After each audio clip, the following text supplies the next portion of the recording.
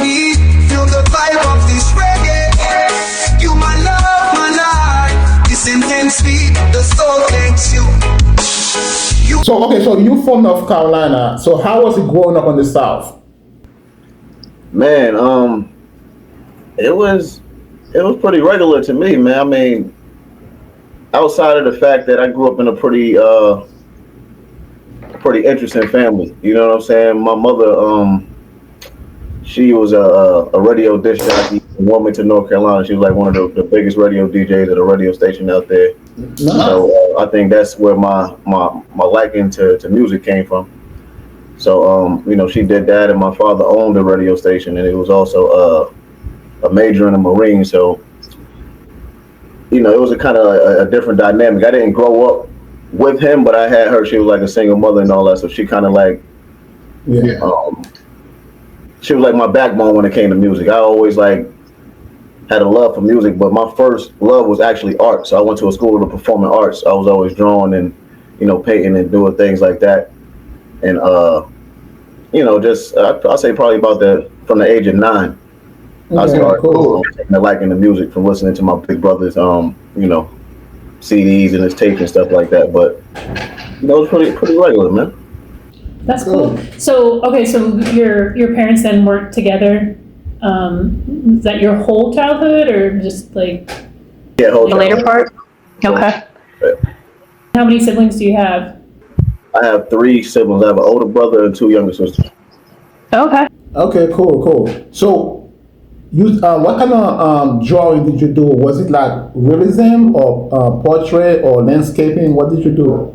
All types of drawing. I did realistic portraits. I did sketches. I did paintings. I did abstract art. Oh wow. So what kind of made you go from the art then to music? Like, how did you transition that? Man, to tell you the truth, I was really like hell bent on following in the footsteps of my uncle, because my uncle was like one of the top 10 architects in the United States. He's a professor at Berkeley in California. So I wanted to follow behind him. But when my brother started introducing me to rap, I started hearing him play his CDs and his different tapes in my house, and I just took a liking to it. I started hearing like Wu-Tang, Nas, Ghetto Boys, Helter Skelter, and all the greats like that. And I'm like, whoa, what's this? And the more I heard it, the more I got interested in it. I'm like, man, I think I could do this. So one day I just gave it a shot, and from there I just kept at it, and that was that. Cool. So at one point you ended up moving to Yonkers. When was that? Man, that was probably when I was around the age of 11. You know what I'm saying? Because what happened was, now I actually could have got my first deal here in North Carolina when I was 11 years old. I got a record deal when I did a talent show down here. One of my other uncles worked at a club, so they did like I'm not gonna say a talent show. They did like a little showcase, and I won the showcase. And whoever the winner of the showcase was, they was being offered a deal by EMI Records, and EMI Records was a major record label at the time. EMI Records is it's not really around right now.